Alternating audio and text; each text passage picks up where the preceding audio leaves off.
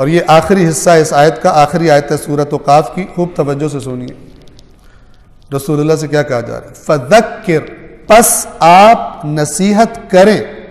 کس چیز سے نصیحت کریں؟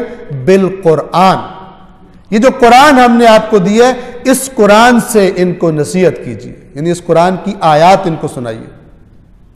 آج کتنا رائج ہے آیات قرآن پڑھا جانا ہمارے معاشرے میں، آیات قرآن کا معنی ترجمہ پڑھا جائے، سمجھا جائے، اور ان عقلوں پر ماتم جن کو شک ہے کہ ترجمے میں ثواب ملتا ہے یا نہیں ملتا۔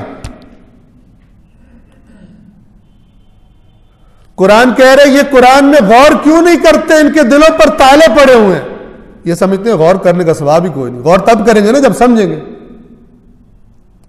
ٹھیک ہے نا؟ تو پوچھتے ہیں اردو میں ہم پڑھیں تو ثواب ملے گا؟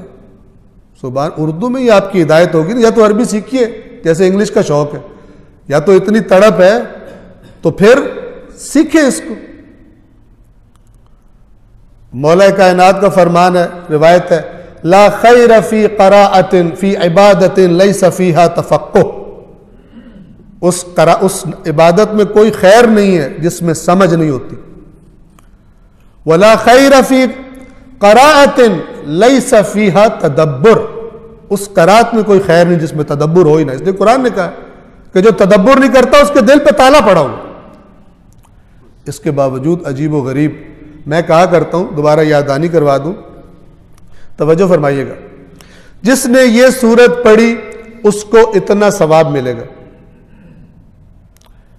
میں آپ کو ایک کتاب دوں، قرآن کی بات کو ذرا سائڈ پہ کر دیجئے، میں آپ کو ایک کتاب دوں جو چائنیز زبان میں لکھی ہوئی ہو، اور میں کہوں آپ اس کو پڑھیں تو آپ کو بہت فائدہ ہوگا، اس کا کیا مطلب ہے؟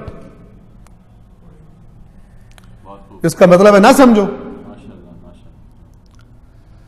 جنہوں نے یہ احادیث فرمائی تھی وہ عرب تھے، جو سنتے تھے سامنے بیٹھ کے وہ بھی عرب تھے، نہ سمجھنے والا تو پتہ نہیں کس نے شوشہ چھوڑا ہے، کس نے چھرا مارا ہے پشت میں مسلمانوں کی، جس نے کہا بغیر سمجھے لگے رہو،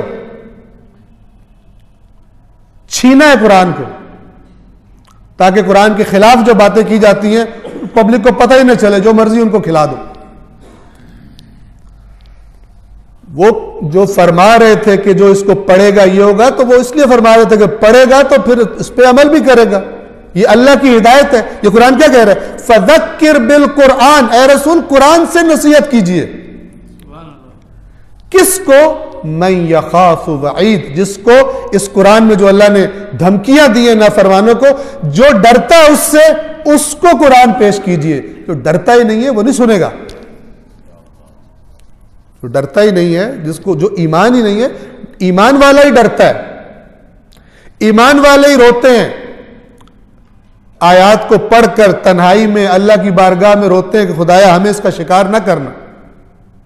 رسول اللہ پر کتنی مصیبتیں ان کفار اور مشرکوں نے اور پھر منافقوں نے، روتے ہیں، آنکھوں میں آنسو آتے ہیں، ان کے پتھر نہیں ہوتے کہ ان کو آنسو ہی نہ آئے۔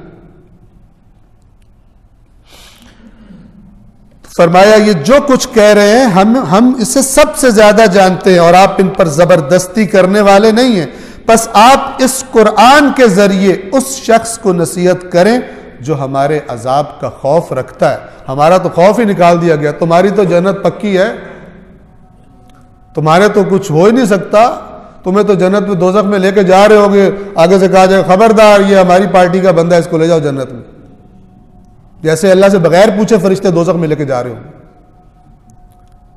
اللہ کے ڈیسیجن کے بغیر فرشتے، جو کہ خلاف قرآن ہے، اللہ کے حکم کے بغیر کچھ بھی نہیں کرتے، لا یسبقونہ بالقول، بات بھی پہلے نہیں کرتے اللہ سے۔